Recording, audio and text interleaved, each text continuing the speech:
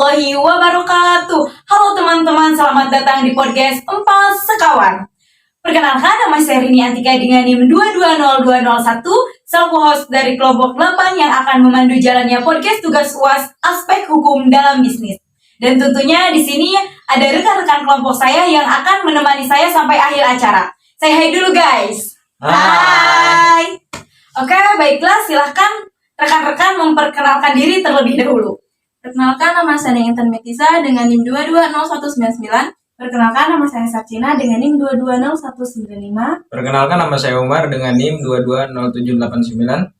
Oke, sebelum lanjut ke pembahasan, di sini saya ingin menanyakan apa sih kesibukan rekan-rekan akhir-akhir ini.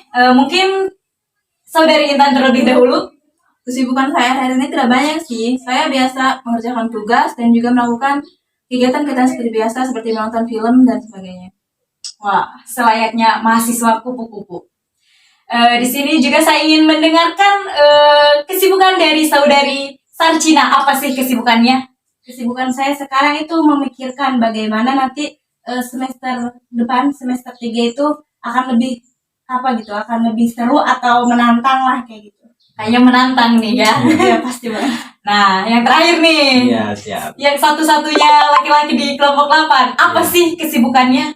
Nah, di kesibukan saya ini, kalau misalkan nggak ada tugas, saya main sama teman-teman. Dan sesudah main itu, saya mengerjakan tugas apa yang dikasih oleh dosen gitu. Bisa memanage waktu Iya. ya? Oke. Dimana kita mau main-main, dimana kita mau serius belajar gitu. Siap. Bagus nih. Di sini tentunya saya juga kepo nih sama Iya. teman-teman kelompok 8.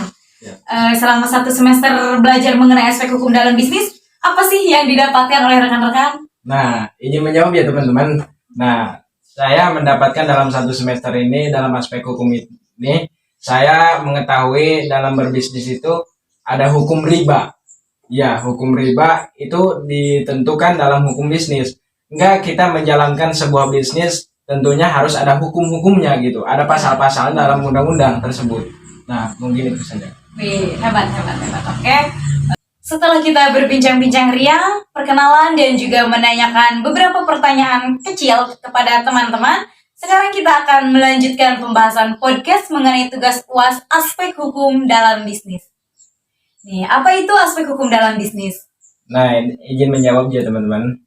Hukum bisnis merupakan suatu perangkat kaidah hukum yang mengatur mengenai tata cara pelaksanaan kegiatan dagang, industri atau keuangan yang dihubungkan dengan produksi atau pertukaran jasa. Hukum bisnis bertujuan untuk memberikan pelaku bisnis keadilan dan kepastian hukum dalam menjalankan bisnis mereka.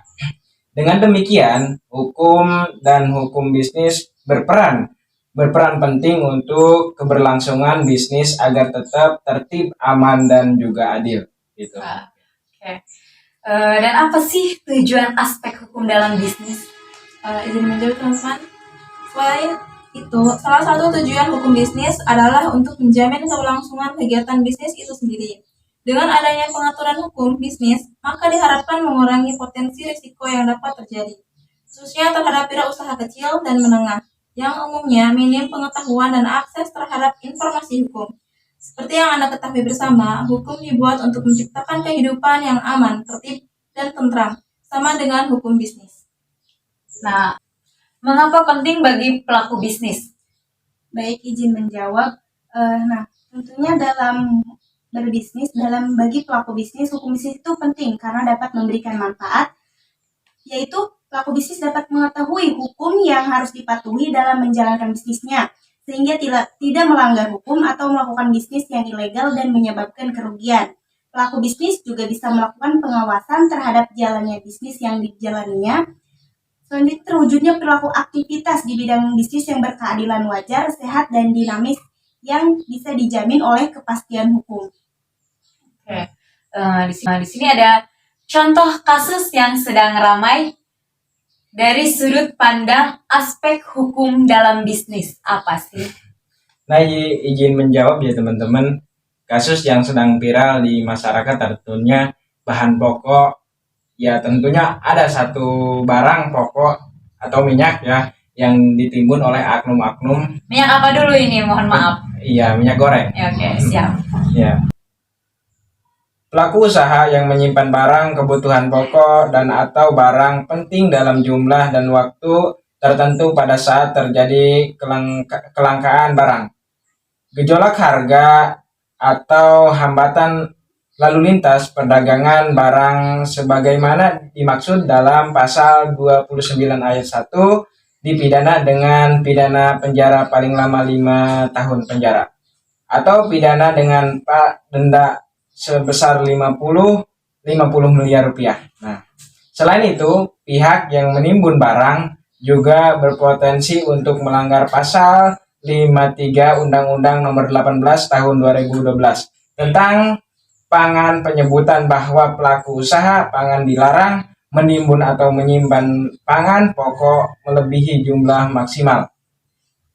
Jumlah maksimal tersebut aturannya adalah tidak melebihi stok selama 3 bulan lamanya, berdasarkan catatan rata-rata penjualan per bulan dalam kondisi normal, dan apabila digunakan sebagai bahan atau bahan penolong dalam proses produksi. Dengan demikian, semua pihak atau pelaku usaha kasusnya tidak boleh menyimpan barang kebutuhan pokok, aturan batas atau dalam artinya ialah tidak boleh melakukan penimbunan, bahkan kebutuhan pokok karena potensinya menjadi tidak pidana. Nah, jadi pidana tersebut ada aturan-aturannya. Jadi yang dipenjara 5 tahun penjara, dendanya 50 miliar. Itu yang dijeratnya kalau ada oknum-oknum yang menimbunkan minyak goreng tersebut atau menyembunyikan. Karena dampaknya masyarakat menjadi minyak itu menjadi mahal gitu, naik dari 7.000 ke 10.000 gitu. Ya, itu ada oknum-oknum tertentu gitu di balik tersebut. Jadi itu menyengsarakan rakyat yang miskin gitu ya. Iya, menengah ke bawah. Iya. Jadi itu pidananya juga tidak boleh sembarangan. 5 tahun penjara, denda 50 miliar. Hati-hati itu berarti. Iya, hati-hati masyarakat. Hati-hati yang juga berbisnis, jangan sampailah mereka itu membuat masyarakat itu kebingungan dengan mereka tuh butuh tapi malah dimanfaatkan gitu loh. Iya, jangan seperti itu. Baik para pedagang maupun pengen kaya, cepat kaya, jangan seperti itu. Itu ada hukum-hukumnya. Sedalam-dalamnya kita menimbun barang terlarang pasti akan terbukti. Ya, siap. Bagus. Gimana sih cara penyelesaian pada kasus penimbunan bahan pokok tersebut? Nah, pemerintah itu harus tegas kepada oknum atau pemerintah yang mengantarkan minyak goreng kepada masyarakat. Contohnya mungkin dari Cibaliung ke Serang. Nah, kan di Cibaliung itu banyak pohon-pohon sawit gitu untuk dikelola di Cibaliung sendiri. Ya. Nah, habis dikelola kan udah jadi minyak tuh. Mau dikirim kemana? Contohnya mau dikirim ke Serang. Itu harus dikawal ketat-ketat oleh pihak kepolisian, oleh pihak yang berwajib gitu. Sampai datang ke Serang. Nah, di Serang tersebut nanti disebarluaskan ke masyarakat. Nah, itu. Jadi pemerintah tuh ikut terjun langsung ikut untuk melihat bagaimana caranya mereka tuh para pedagang melayani para pembelinya. Jangan gitu. sampai ada penimbunan kayak kasus tersebut. Karena kan di kasus tersebut sudah benar-benar ada pasalnya. Kan di situ kan katanya, bukan katanya sih, emang bener kata 5 tahun 5 tahun penjara dan denda 50 miliar. Nah, biar masyarakat juga tuh tahu gitu kan. Dan para pedagang juga tahu, apalagi pedagang di desa-desa pelosok gitu, kampung-kampung terpencil gitu. Nah, itu juga kita tidak boleh percaya sama satu orang tertentu meskipun dia udah kolaborasi sama kita, udah deket sama kita, udah punya tanda tangan dia, tapi kita harus was-was, harus curiga, karena hati manusia itu sedalam-dalamnya air laut. Manusia itu bisa menyelam, tapi sedekat-dekatnya orang itu tidak bisa menelusuri hati manusia gitu. Hebat.